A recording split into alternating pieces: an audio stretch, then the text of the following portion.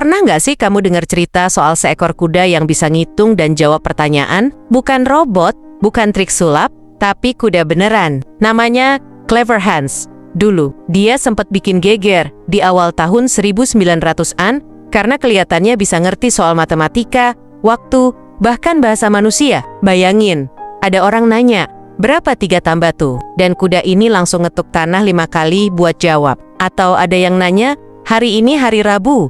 Kalau 2 hari lagi, hari apa? Dan Hans kayak tahu jawabannya. Gila kan? Tapi, pertanyaannya, gimana caranya seekor kuda bisa secerdas itu? Apakah dia benar-benar paham angka dan kata? Atau ada sesuatu di balik semua ini yang gak kita sadari? Yuk, kita bahas tuntas. Jadi gini, Clever Hans ini kuda milik Wilhelm von Osen, seorang pensiunan guru matematika di Jerman. Von Osen punya kepercayaan unik. Dia yakin kalau hewan, terutama kudanya, punya kecerdasan lebih dari yang orang kira. Karena itu, dia mulai melatih Hans buat belajar segala macam hal. Bukan cuma trik dasar kayak loncat atau angkat kaki, tapi benar-benar hal-hal yang kelihatannya kompleks buat seekor hewan. Hans di matematika dasar, penjumlahan, pengurangan, bahkan perkalian dan pembagian. Baca waktu. Von Osen bakal nanya, Hans, jam berapa sekarang? Dan Hans ngetuk tanah sesuai angka jarum jam. Bahasa. Dia diajarin ngenalin huruf dan kata sederhana, kayak namanya sendiri, atau orang-orang di sekitarnya. Dan hasilnya, luar biasa. Hans kelihatan bisa jawab hampir semua pertanyaan yang dikasih, baik sama Von Osen maupun orang lain. Misalnya, Beropa 8 dikali 4, Hans ngetuk 32 kali. Siapa yang berdiri di sebelah kananmu? Hans bisa menunjuk orang itu. Jika hari ini Senin, 3 hari lagi. Hari apa? Hans bakal ngetuk 3 kali buat ngasih jawaban Kamis. Gara-gara kepintarannya, Hans jadi terkenal. Orang-orang dari seluruh penjuru Jerman datang buat nonton langsung. Bahkan media internasional ikut ngeliput fenomena ini. Mereka percaya kalau Hans beneran jenius kayak ada manusia yang terperangkap dalam tubuh kuda. Von Osen bangga banget. Dia ngerasa eksperimennya sukses. Dan ini jadi bukti kalau hewan itu lebih pintar dari yang kita kira. Tapi, ternyata ada misteri besar yang belum terpecahkan. Awal mula penyelidikan. Karena kasus ini makin heboh, akhirnya pemerintah Jerman turun tangan. Mereka bikin sebuah tim investigasi yang dinamain The Hans Commission. Tim ini terdiri dari para ilmuwan, psikolog, sampai ahli hewan. Salah satu anggotanya yang paling terkenal adalah seorang psikolog bernama Oskar Fangst. Awalnya semua tes dilakukan kayak biasa. Orang-orang nanya soal. Hans menjawab dengan ngetuk kakinya. Dan hasilnya tetap bikin kaget Hans. Kelihatannya nggak pernah salah, tapi Fangst ngerasa ada yang janggal. Akhirnya, dia memutuskan buat ngeganti metode tesnya. Beberapa hal yang dia coba. Orang yang bertanya dipisahkan dari Hans. Jadi si penanya nggak kelihatan sama Hans.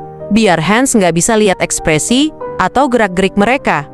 Hasilnya, Hans mulai sering salah jawab. Pertanyaan yang jawabannya nggak diketahui penanya. Contohnya, gini, orang disuruh nanya soal angka yang dia sendiri nggak tahu jawabannya. Jadi nggak ada reaksi spontan dari mereka. Dan Hans jadi bingung dan jawabannya ngawur, mengamati gerak-gerik manusia. Fangst juga memperhatikan bahwa setiap kali Hans mulai ngetuk tanah, manusia yang nonton tanpa sadar ngasih sinyal nonverbal, kayak sedikit membungkuk, nahan napas, atau ngerubah ekspresi wajah pas Hans deket sama jawaban yang benar. Terungkapnya rahasia Clever Hans. Akhirnya, Fangst nemuin jawabannya. Hans nggak beneran ngerti angka atau kata-kata. Dia cuma jago baca bahasa tubuh manusia.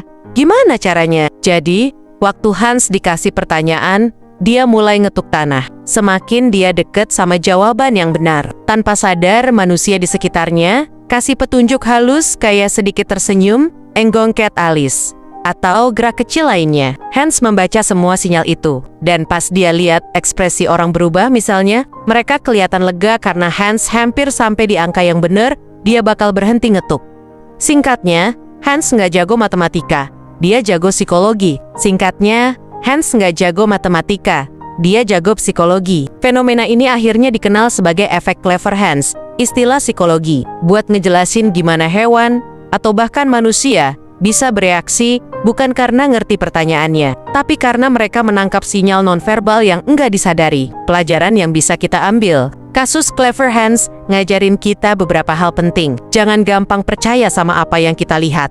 Apa yang kelihatan nyata, belum tentu benar. Kadang, ada faktor tersembunyi yang nggak kita sadari. Hewan itu lebih peka dari yang kita kira. Hans emang nggak bisa ngitung, tapi dia jago baca ekspresi manusia. Ini bukti kalau hewan punya cara sendiri buat memahami dunia sekitar mereka. Sains itu penting buat ngungkap kebenaran. Kalau nggak ada investigasi ilmiah, mungkin dunia bakal percaya kalau Hans beneran kuda jenius. Jadi, setelah tahu rahasia di balik Clever Hans, menurut kamu, kecerdasan Hans itu mukjizat atau cuma trik psikologi? Kamu lebih condong percaya sama von Osen yang yakin kalau hewan itu jenius? Atau sama Funks yang bilang kalau Hans cuma ngandelin insting dan bahasa tubuh manusia? Tulis pendapat kamu di kolom komentar. Aku penasaran banget baca jawaban kalian. Jangan lupa buat like, share, dan subscribe supaya kamu nggak ketinggalan cerita-cerita menarik dan penuh misteri kayak gini. Sampai ketemu di video selanjutnya.